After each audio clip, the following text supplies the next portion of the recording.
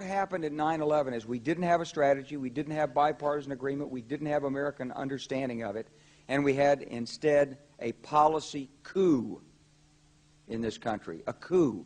A policy coup. Some hard-nosed people took over the direction of American policy, and they never bothered to inform the rest of us. I went through the Pentagon 10 days after 9/11. I couldn't stay away from Mother Army. I went back there to see Don Rumsfeld. I'd worked for him as a White House fellow in the 1970s. All this is in the book. And I said, am I doing okay on CNN? He said, yeah, fine. He said, I'm thinking about it. He says, I read your book, and he said, this is a book that talks about the Kosovo campaign. And he said, I just want to tell you, he said, nobody's going to tell us where or when we can bomb. Nobody. He said, I'm thinking of calling this a floating coalition. What do you think about that? I said, well, sir, thanks for reading my book. And, he said, thanks, that's all the time I've got. Really?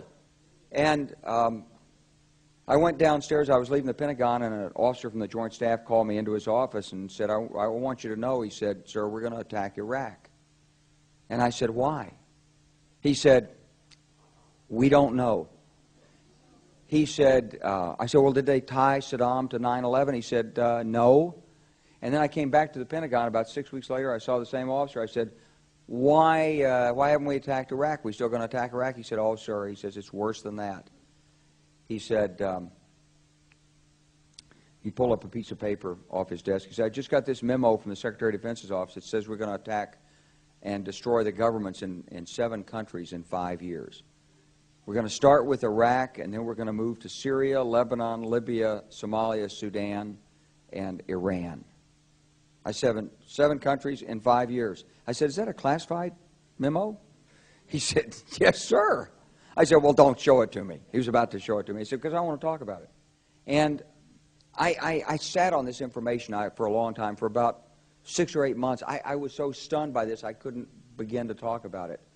And I couldn't believe it would really be true, but that's actually what happened. These people took control of the policy in the United States.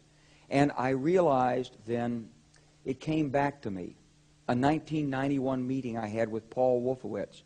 You know, in 2001, he was Deputy Secretary of Defense, but in 1991, he was the Undersecretary of Defense for Policy. It's the number 3 position in the Pentagon. He said, and we've got about 5 or 10 years to clean up those old Soviet client regimes, Syria, Iran, Iraq, before the next great superpower comes on to challenge us.